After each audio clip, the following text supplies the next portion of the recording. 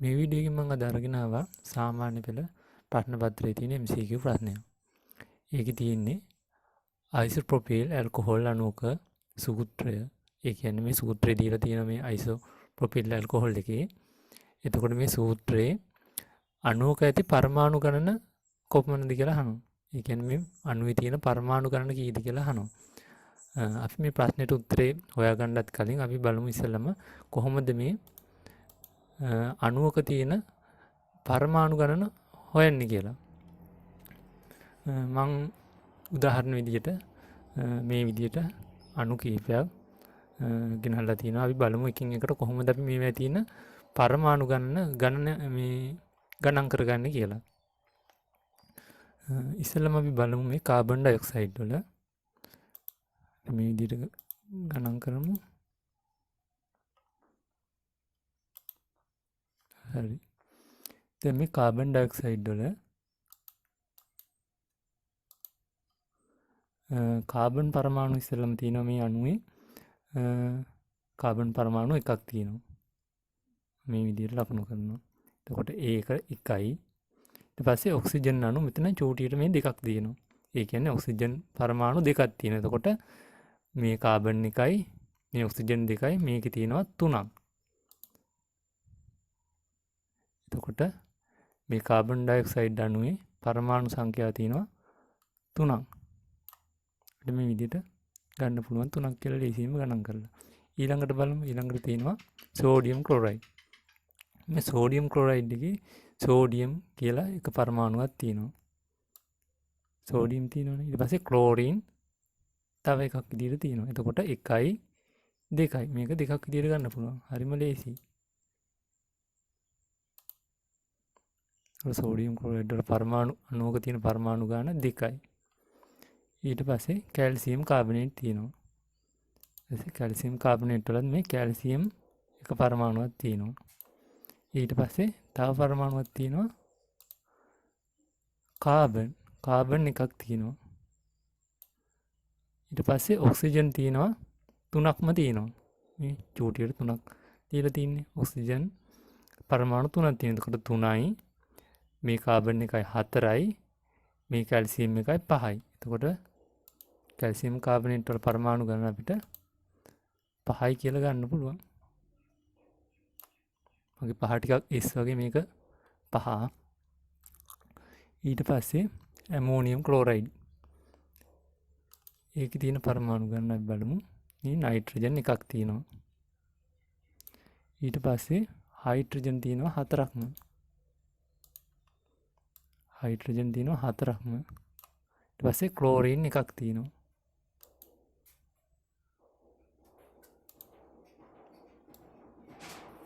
Chlorine එකක් තියෙනවා. එතකොට මෙතන තියෙන්නේ නයිට්‍රජන් 1යි හයිඩ්‍රජන් 4යි 5යි ඔක්කොම. ඊට පස්සේ ක්ලෝරින් එකයි 6යි. අපිට ඇමෝනියම් ක්ලෝරයිඩ් වල අණුවක තියෙන පරමාණු ගාන 6යි කියලා ගන්න පුළුවන්. හරි. ඊළඟට බලමු මැග්නීසියම් නයිට්‍රයිඩ් වල. එතකොට මෙතන මැග්නීසියම් පරමාණු කීයක් තියෙනවද? මේ චූටියට 3ක් කියලා තියෙනවා මෙතන. එතකොට මැග්නීසියම් පරමාණුම තියෙනවා 3ක්. ඊට පස්සේ නයිට්‍රජන් තියෙනවා 2ක්. මේ විදිහට. එතකොට 3යි මැග්නීසියම් 3යි නයිට්‍රජන් 2යි අපිට ගන්න පුළුවන් 5යි කියලා.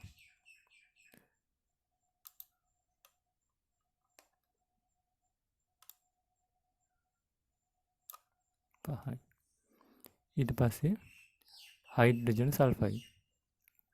ඒක නම් ගොඩක්ම ලේසියි. මොකද මෙතන හයිඩ්‍රජන් තියෙනවා 2ක්. හයිඩ්‍රජන් පරමාණු 2යි.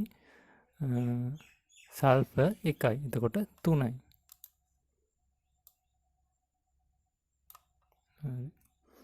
ඊට පස්සේ ඇලුමිනියම් ක්ලෝරයිඩ් තියෙනවා. ඊට ඇලුමිනියම් ක්ලෝරයිඩ් වල ඇලුමිනියම් පරමාණු එකක් තියෙනවා. මේ ක්ලෝරින් පරමාණු 3ක් තියෙනවා මෙතන. එතකොට 3යි මේකයි 4යි.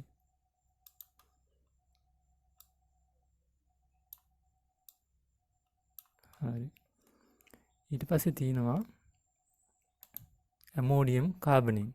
මේක ටිකක් වරහනකුත් ඇවිල්ලා තියෙනවා. අපි බලමු කොහොමද මේක තියෙන පරමාණු ටික ගණන් කරගන්නේ කියලා. එතකොට මේ පළවෙනි වරහන ඇතුළේ තියෙන ටික මම ගන්නවා. නයිට්‍රජන් තියෙනවා එක පරමාණුව. හයිඩ්‍රජන් තියෙනවා පොඩියට වරහන ඇතුළෙම 4ක් තියෙනවා. එතකොට මේ 4යි හයිඩ්‍රජන් 4යි නයිට්‍රජන් 1යි 5යි. ඊට පස්සේ මේ වරහනින් එළිය තියෙනවා 2 කියලා. එතකොට අපි මේ 4 පළවෙනි වරහන ඇතුළේ තියෙනවානේ 4ක්. හයිඩ්‍රජන් 4යි නයිට්‍රජන් 1යි ඔක්කොම 5ක් තියෙනවා.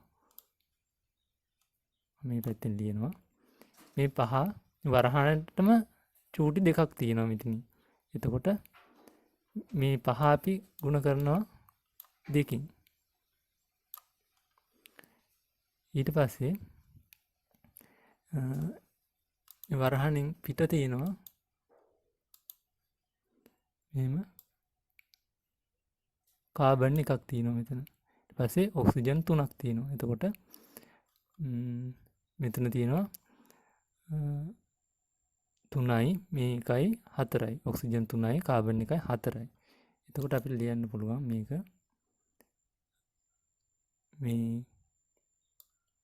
මේකට එකතු කරලා ලියන්න පුළුවන් මේ විදිහට.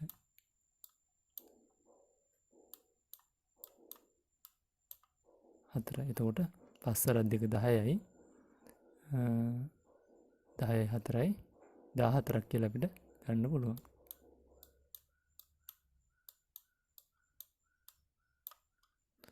ඊට පස්සේ තියෙනවා යූරියා. යූරියා වලත් ටිකක් මේ වගේ තමයි.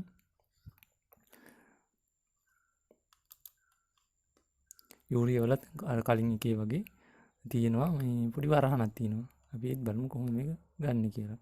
එතකොට කාබන් තියෙනවා මෙතන එකක්. ඔක්සිජනුත් තියෙනවා එකක්. එතකොට වරහණින් හිටියේ පරමාණු දෙකක් තියෙනවා. අපි ඒක මේ විදිහට ලියාගමු. වරහණින් හිටියේ තියෙනවනේ දෙකයි. ඊපස්සේ ඒකට එකතු කරන්න තියෙන්නේ වරහණ ඇතුළේ තියෙන ටික අරගෙන.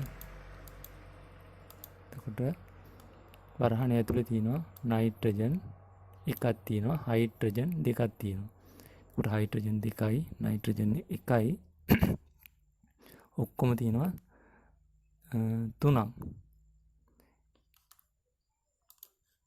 ඊට වරහණක් දාලා වරහණ ඇතුළේ තියෙන ඔක්කොම 3ක් පරමාණු. ඊට පස්සේ එළියෙන් තියෙනවා 2ක්. ඊපස්සේ ඒක වරහණ ගුණ වෙන්න බෑ දෙකකින්.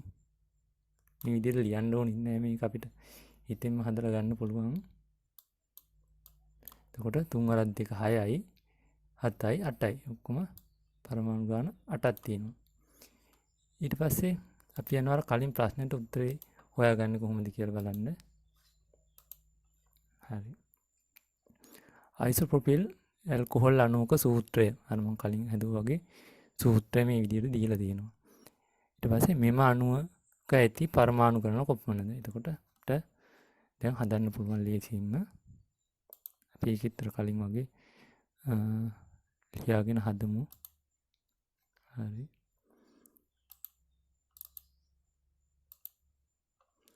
මෙතන වරහණ ඇතුලේ තියෙනවා කාබන් 1ක් හයිඩ්‍රජන් 3ක් තියෙනවා. එතකොට අපි ලියමු මේ විදිහට කාබන් 1යි හයිඩ්‍රජන් 3යි ඔක්කොම 4යි. ඊට පස්සේ ඔන්න වරහණ වැහුවා. ඊට පස්සේ වරහණෙන් එළිය තියෙනවා 2ක්. ඒ කියන්නේ දෙකකින් ගුණ කරන්න ඕනේ කියලා. හරි. ඊට පස්සේ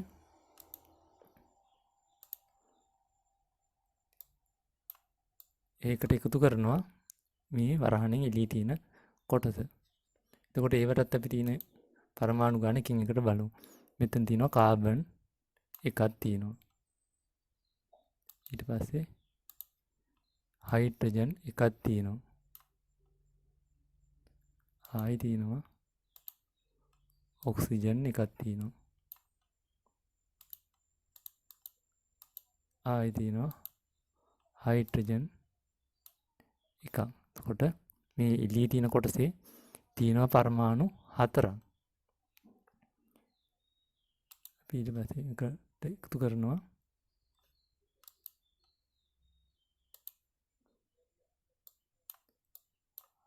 හතරක් කියලා. ඊට පස්සේ මේ 4 මේ වරහණින් ඉටි තියෙන දෙකෙන් ගුණ කරනවානේ. එතකොට 4 වල 2 8යි. ඊට පස්සේ 8යි 4යි 12ක් කියලා අපිට ගන්න පුළුවන් උත්තරේ.